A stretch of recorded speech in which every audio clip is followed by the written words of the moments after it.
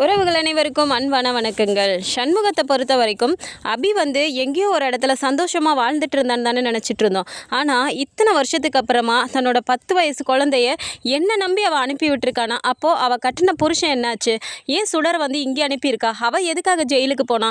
இப்படிலாம் சொல்லி அவர் யோசிக்க ஆரம்பிக்கிறாரு. ஸோ இதை பற்றி அவர் என்ன கண்டுபிடிச்சாரு அப்படிங்கிற பற்றின சின்ன ப்ரடிக்ஷனை இந்த வீடியோவில் இப்போ நம்ம பார்க்கலாம்.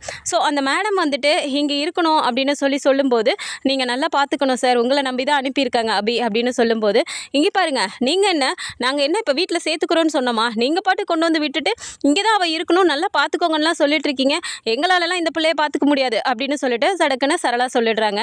ஸோ கோவத்தில் அவங்க ஜெயிலில் அவள் பாட்டுக்கு அவள் என்ன தப்பு பண்ணிவிட்டு அங்கே போய் இருந்தாலோ, எங்கள் குடும்பத்தையே இப்படி ஆக்கினவா அவள் குழந்தைய நான் பார்த்துக்கணுமா அப்படிங்கிற மாதிரிலாம் பேசும்போது, அவங்க என்னம்மா ஒரு குழந்தைக்கு முன்னாடி இப்படியெல்லாம் பேசுகிறீங்களே அப்படின்னு சொல்கிறாங்க. உடனே சண்முகம் இருந்துட்டு, ஒரே ஒரு நிமிஷம் இருங்க மேடம் அப்படின்னு சொல்லிட்டு விறுவிறுன்னு உள்ளே கூட்டிகிட்டு போய்ட்றாரு. உள்ளார கூட்டிகிட்டு போயிட்டு, இங்கே பாரு, என்ன சரளா நீ பேசிகிட்டு இருக்க? அப்படின்னா அபியை இங்கே குழந்தைய அனுப்பி வச்சிருக்கா, அப்போது இந்த குழந்தைய நம்மளால் பார்த்துக்க முடியாது, இங்கே சேர்த்துக்க மாட்டேன் அப்படின்னா வா நம்ம எல்லாரும் இந்த வீட்டை விட்டு வெளியே போயிடலாம் அப்படின்னு சொல்கிறாரு. நம்ம எதுக்காகங்க இந்த வீட்டை விட்டு வெளியே போகணும் அப்படின்னு சொல்லும்போது, என்ன மறந்துட்டியா, இந்த வீடே அபி பேரில் தான் இருக்குது அப்படின்னு சொல்கிறாங்க. உடனே இவங்க என்ன சொல்கிறாங்க, அது சரி, இந்த வீடு அபி பேரில் இருக்குன்னு சொல்லிட்டு நம்ம வீட்டை விட்டு வெளியே போகணும்னு சொல்கிறீங்க, நான் இந்த நிலைமைக்கு நம்ம ஆளானோன்னா அதுக்கு காரணம் யார்? அதுவும் அவள் தானே. அதை பாருங்க, உங்கள் அப்பா எப்படி இருந்தவர், அவள் அப்படி ஒரு அவமானத்தை கொடுத்துட்டாரேன்னு சொல்லிட்டு தற்கொலை பண்ணிவிட்டு அவர் இறந்து போயிட்டாரு. நீங்கள் தங்கச்சி பாசம் இப்படி பண்ணிட்டாலேன்னு சொல்லிட்டு அந்த குற்ற உணர்ச்சியிலே நீங்கள் குடிச்சு வேலைக்கே ஒழுங்காக போகாமல் அந்த வேலையும் போயிடுச்சு. இருந்த வீடு பெரிய வீடும் கடனில் போயிடுச்சு. இப்படி எல்லாமே போனதுக்கப்புறம் வேறு வழியே இல்லாமல் தானே இங்கே வந்தோம் அப்படிங்கிறாங்க. ஆமாம், இந்த வீட்டுக்கு வந்தோன்னா எதுக்காக வந்தோம்? தனியாக வாடகை வீடு பார்த்து இருந்தால் அதுக்கும் காசு கொடுக்கணும், இந்த வீட்டிலே இருந்துக்கலான்னு சொல்லி தானே இங்கே கூட்டிகிட்டு வந்த. அப்படி பார்த்தா இப்போது சட்டப்படி அபியோட பொண்ணுக்கு தான் இந்த வீடு, அப்படி அபியவே நீ இந்த வீட்டில் இருக்க விட மாட்டேன்னு சொன்னேன்னா வா நம்ம எல்லாரும் இந்த வீட்டை விட்டு வெளியே போயிடலாம் அப்படின்னு சொல்லி அவர் சொல்லும்போது, இந்த இடத்துல அவங்க பயங்கரமாக யோசிச்சுட்டு வெளியில் செம்ம நடிப்பை போடுறாங்க. இது வரைக்கும் அந்த குழந்தைய கடுப்பாக பேசிட்டு சேர்த்துக்க முடியாதுன்னு சொன்னவங்க வேகமாக தங்கம், அத்தை இருக்கேன்டா உன்னை பார்த்துக்கிறதுக்கு, அவங்க அம்மா அப்படி பண்ணதில் ஏதோ ஒரு கோவத்தில் நான் அப்படி பேசிட்டேன், ஆனால் நான் நல்லா உன்னை பார்த்துக்குவேன், வா நீ அங்கேருந்து வந்தது களைச்சி போயிருப்பில்ல, உனக்கு நான் ஏதாவது கொடுக்குறேன் சரியா அப்படிலாம் சொல்லி பேசுகிறாங்க. அந்த இடத்துல அந்த மேடம்க்கு ஒரு மாதிரி ஆகுது. அவங்க அப்படியே ஒரு மாதிரி யோசிக்கிறாங்க. அவங்க கூட்டிகிட்டு விழுவிறுன்னு உள்ளே போயிடுறாங்க. அப்போவுமே இவங்க என்ன சொல்கிறாங்க, சார் இங்கே பாருங்கள், நீங்கள் இப்படி சொல்கிறீங்க, ஆனால் அவங்க இப்போ ஒய்ஃப் இந்த மாதிரி பேசிட்டு இப்போ இப்படி சொல்கிறாங்களே சார் அப்படின்னு சொன்னோன்னே, மேடம் நான் உள்ளே கூட்டிகிட்டு போய் புரிய வச்சுட்டேன் மேடம், அதெல்லாம் நாங்கள் நல்லா பார்த்துக்குறோம் அப்படிங்கிறாங்க. இல்லை சார், நாங்கள் இடையில செக் பண்ணுவோம், குழந்தைய நீங்கள் தான் நல்லா பார்த்துக்கணும், அபி நம்பி தான் உங்கள்கிட்ட அனுப்பியிருக்காங்க அப்படின்னு சொல்கிறாங்க. அதெல்லாம் ஒன்றும் பிரச்சனை இல்லை மேடம், நான் பார்த்துக்கிறேன் அப்படின்னு சொல்லும்போது, அபியோட கொஞ்சம் ட்ரெஸ் எல்லாம் அந்த பேக்கையும் கொண்டு அந்த போலீஸ் லேடி கொண்டு கொடுத்துட்டு போகிறாங்க. ஸோ வெளியே போயிட்டு, என்ன மேடம் இவங்க மாற்றி பேசுகிறாங்களே, நல்லா பார்த்துக்குவாங்களா அப்படின்னு சொல்லி கேட்குறாங்க. எனக்கும் அந்த சந்தேகம் இருக்குதான், வாங்க இடையில நம்ம செக் பண்ணிக்கலாம் அப்படின்னு சொல்லிட்டு இவங்க இங்கேருந்து கிளம்பி போயிடுறாங்க. ஸோ வீட்டுக்குள்ளே வந்த சுடர் வீட்டில் இருக்க ஒவ்வொரு விஷயத்தையும் அவங்க ரொம்ப ஆச்சரியமாக பார்க்குறாங்க. அந்த டிவியை பார்க்குறதா இருக்கட்டும், அதுக்கான ரிமோட்டை பார்க்குறதா இருக்கட்டும், பத்தாததுக்கு ஃபேனு, இந்த ஃபேன் மேலே தானே சுற்றும், இது என்ன கீழே இருக்குது, இப்படிலாம் சொல்லி அவங்க பேசிகிட்டு இருக்காங்க.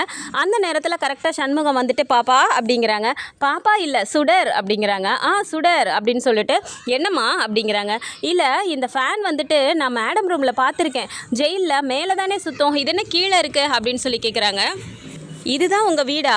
எங்கள் வீடு இப்படியெல்லாம் இருக்காது அப்படின்னு சொல்லும்போது சரளா உங்கள் வீடா, அது எங்கடி இருக்குது அப்படின்னு கேட்குறாங்க. ஆமாம், எங்கள் வீடு ஜெயில் தான், பெரிய சோறு இருக்கும், கம்பியாக வச்சு கதவு இருக்கும், ஆனால் உங்கள் வீடு வேறு மாதிரி இருக்கே அப்படிங்கிறாங்க. அந்த இடத்துல ஆமாம் அது ஒரு வீடு, உங்கள் அம்மா என்ன தப்பை பண்ணிவிட்டு அங்கே போய் இருக்காலோ தெரியல, இதை வேற நீ வீடு வீடுன்னு பேசிகிட்டு இருக்கியா அப்படின்னு சொல்லி கடுப்பாக பேசுகிறாங்க.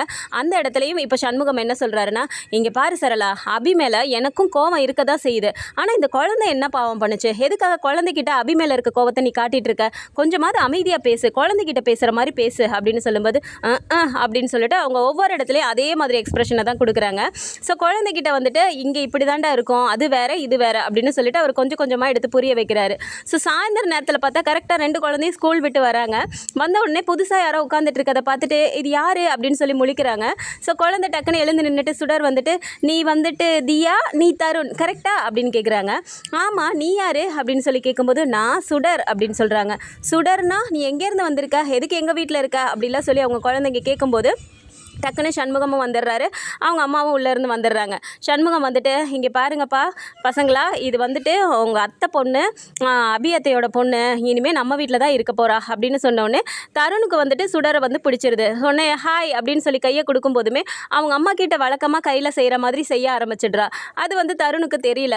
ஓ உனக்கு இது தெரியாதா, நான் ஜெயிலில் அம்மா கிட்ட இப்படி தான் செய்வேன் அப்படின்னு சொல்லும்போது, ஜெயிலா அப்படின்னு சொல்லி ஆச்சரியமாக பார்க்குறாங்க. சரி நீ எந்த ஸ்கூலில் படித்த அப்படின்னு சொல்லி கேட்கும்போது, நான் ஜெயிலில் இருக்க ஸ்கூலில் தான் படித்தேன் அப்படின்னு சொல்கிறாங்க.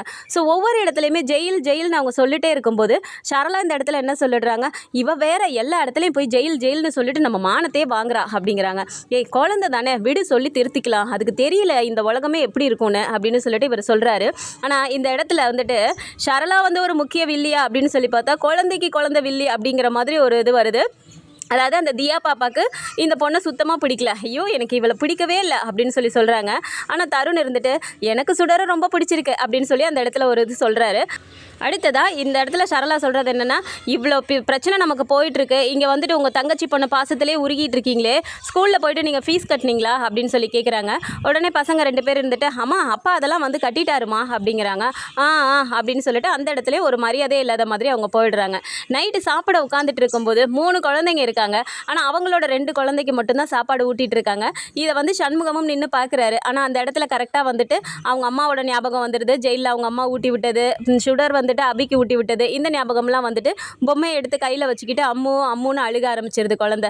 என்னடா அதெல்லாம் ஒன்றும் இல்லை, அழக்கூடாது அப்படின்னு சொல்லிட்டு அந்த இடத்துல சமாதானப்படுத்துறாரு.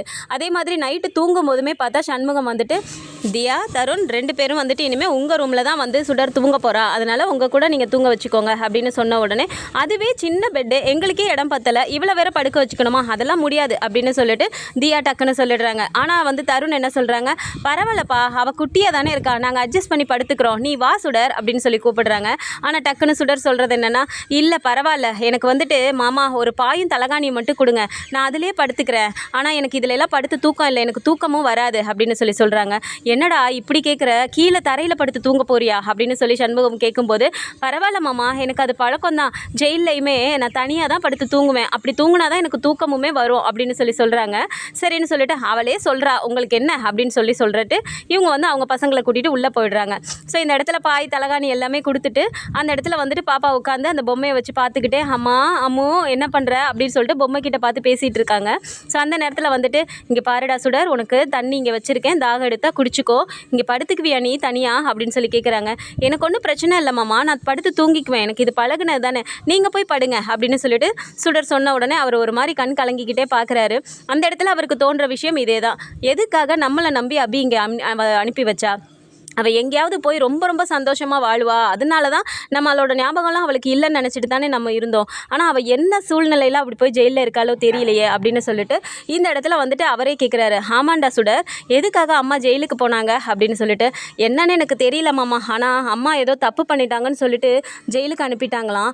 ஆனால் ஒன்று மாமா, நான் நல்லா படித்து பெரிய பொண்ணாகி அம்மாவை திரும்ப நான் வெளியில் எந்த தப்பும் பண்ணலைன்னு சொல்லி கூட்டிகிட்டு வந்துடுவேன் தெரியுமா அப்படின்னு சொல்கிறாங்க. அந்த இடத்துல சிரிச்சுக்கிட்டே தலையை கோதி கொடுத்துட்டு, சரிடா நீ படுத்துக்கோ அப்படின்னு சொல்லிட்டு போகிறாங்க. அப்போ அந்த டைமில் வந்துட்டு கரெக்டாக அங்கே ஜெயிலில் வந்துட்டு அவங்க இருந்து ஃபீல் பண்ணுறாங்க. அந்த மேடம் வந்துட்டு அண்ணன் ஏற்றுக்கிட்டாங்க சுடரை அப்படின்னு தெரிகிற வரைக்கும் எனக்கு நிம்மதியாகவே இருக்காது அப்படின்னு சொல்லும்போது, ஜெயிலில் இருக்க இன்னொருத்தவங்க வந்து பேசுகிறாங்க அவங்களோட ஃப்ரெண்டு, என்ன அபி காலையிலேருந்து நீ சுடர் கிளம்பி போனதுலேருந்து எதுவுமே சாப்பிடல, தண்ணி கூட குடிக்காமல் இருக்கியே, ஏதாவது சாப்பிடு அப்படின்னு சொல்லும்போது, இல்லை அவங்க வந்து சொல்கிற வரைக்கும் ஏற்றுக்கிட்டாங்கன்னு தெரிகிற வரைக்கும் என்னால் சாப்பிட முடியாது அப்படின்னு சொல்கிறாங்க.